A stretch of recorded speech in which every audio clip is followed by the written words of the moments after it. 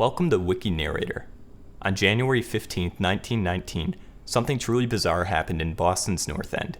A giant tank filled with molasses, yes, molasses, suddenly burst. What followed was one of the strangest and deadliest industrial disasters in American history. Imagine this, a steel storage tank 50 feet tall and 90 feet wide, holding about 2.3 million gallons of molasses, and suddenly it fails. The tank belonged to the Purity Distilling Company, part of the United States Industrial Alcohol Company.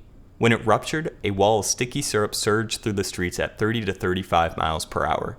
That's faster than a galloping horse. Buildings were smashed, horses were thrown aside, and streetcars were overturned. People had almost no chance to escape. By the end of it, 21 people were dead and roughly 150 more injured. Some drowned, some were crushed, and some were trapped in the thick, cold syrup that hardened quickly in the winter air.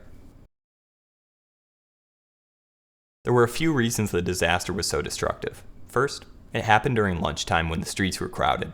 Second, the unusually warm January temperatures made the molasses less viscous, letting it spread even faster. And the streets themselves? Narrow, funneling the wave through tightly packed buildings, increasing both pressure and damage. The tank wasn't exactly a surprise waiting to happen. Residents reported leaks, and some children even collected molasses dripping from the sides. People nearby said the tank made strange groaning noises as it expanded and contracted with temperature changes. The company ignored all of it. The tank had been rushed into service during World War I when molasses was being used to produce industrial alcohol for munitions. Steel plates were thin, safety testing minimal, and by the time it was full, the internal pressure was extreme. Right before it burst, workers reported hearing rivets pop, and then the tank wall gave way. Molasses surged through the streets, sweeping debris and people along with it.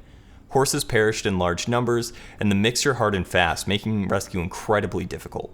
Basements, first floors, streets, all covered in sticky syrup. Firefighters, police, soldiers, sailors, and ordinary citizens rushed to help. Ladders, ropes, and sheer effort were used to pull people free. Some rescuers even got stuck themselves in the molasses. Cleanup lasted for weeks. Fireboats sprayed salt water, sand was spread on the streets, and Boston Harbor remained stained brown for months.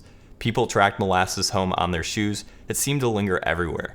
After the disaster, 119 lawsuits were filed against the company. They claimed sabotage or factors beyond their control, but the court found the company responsible. The tank was poorly designed, inadequately tested, and structurally unsound.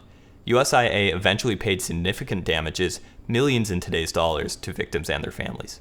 The Great Molasses Flood wasn't just a one-off tragedy.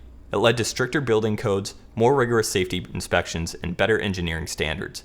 It also became a lasting cultural reference, a cautionary tale of negligence and oversight. Today, a small plaque in Puopolo Park marks the site, reminding visitors of the sticky, deadly disaster.